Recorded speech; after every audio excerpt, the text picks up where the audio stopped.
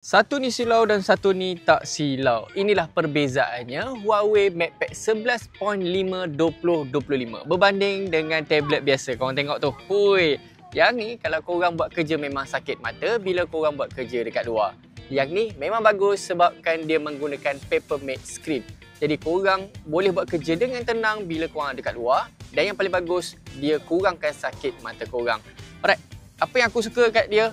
Dia ada sekali dengan keyboard magnet yang mana korang boleh pakai untuk buat kerja.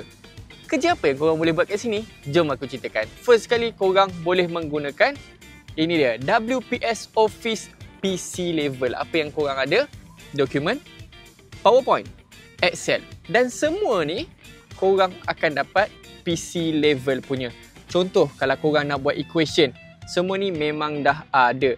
Jadi korang tak perlu risau. Sama juga dengan presentation. Korang tengok, ini dah sama dengan PC korang.